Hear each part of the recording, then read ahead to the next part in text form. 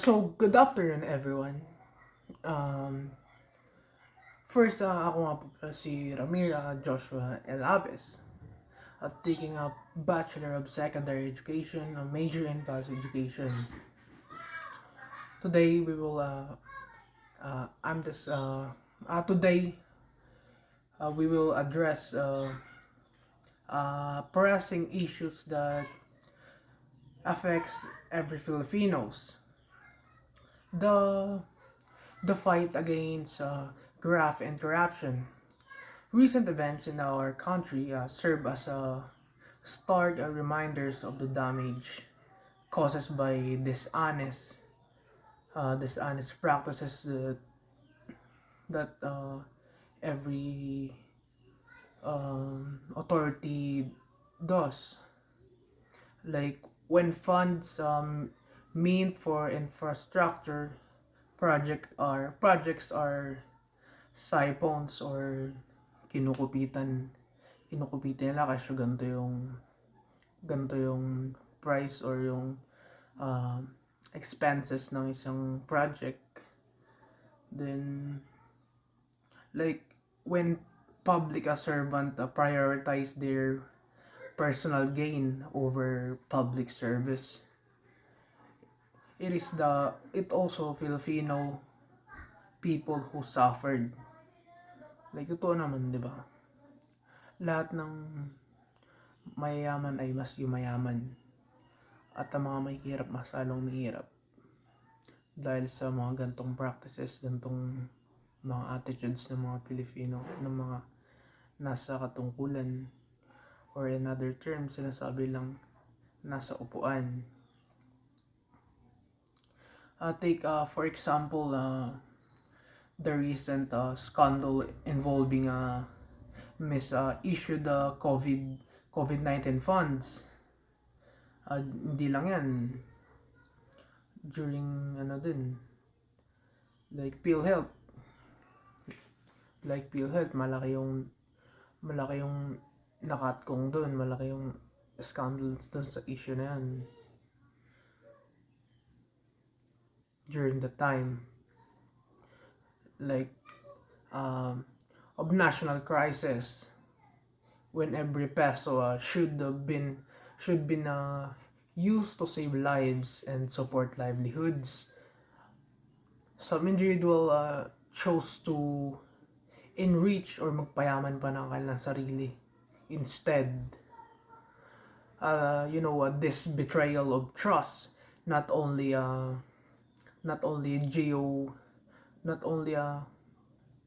jeopardize our recovery efforts but also erodes faith in our institution.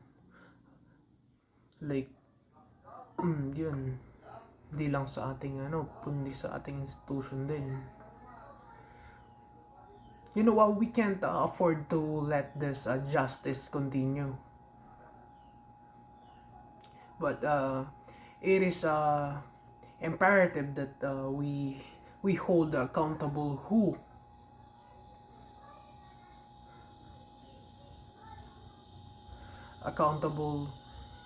who betrayed the public trust and ensure that our systems are transparent and resilient against corruptions.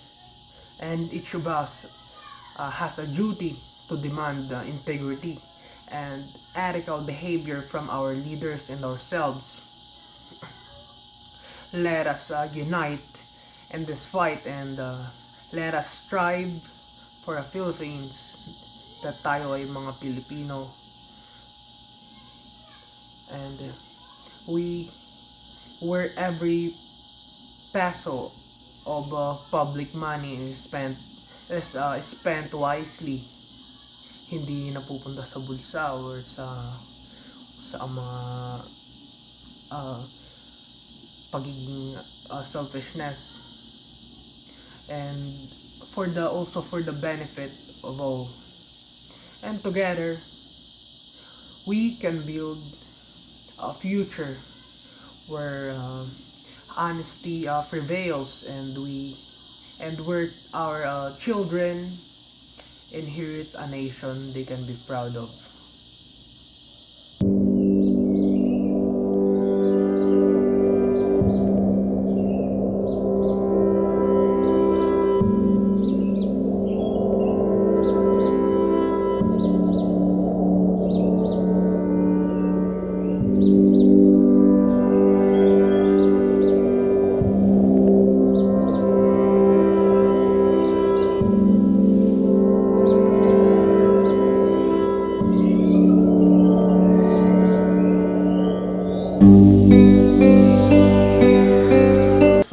future or inspiring educators. We must lead by example and demonstrate integrity and fairness in all your actions. When we show honesty and fairness, our student will be more likely to follow suit. And also, you know, uh, in every uh, in every voting station, uh, next year, botohan na naman. Then every voting station is uh, teachers or other government employees, or they were assigned in that area like that. So dapat maging fair tayo, at ang mali ay mali. Gawin natin ipalaganap natin ang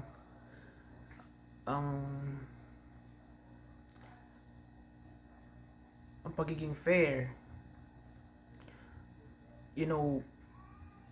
Others can be just other integrity can just buy can bought by money. At alam niyo naman, kapag lumabas ng ganung kalaking pera, ang bawi ng mga politiko ay mas malaki. So we must be aware and conscious about that.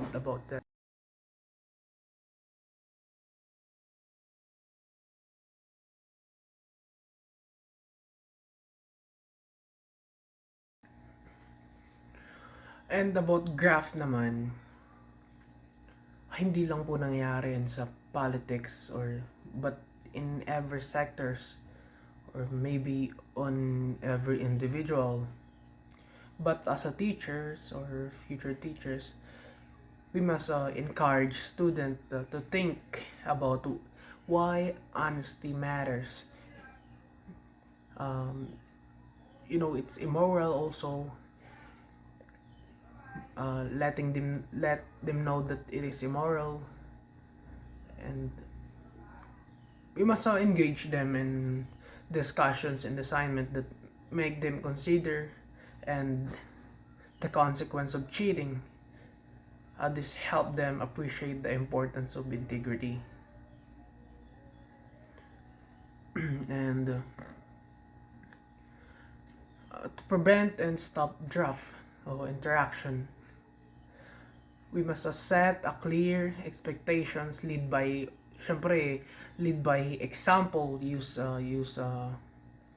teaching to be effective, try to be effective and provide extra help, and promote ethical reflection as a future teacher, so we can create a learning environment that values and honesty, genuine effort. And that's all. Thank you for your attention.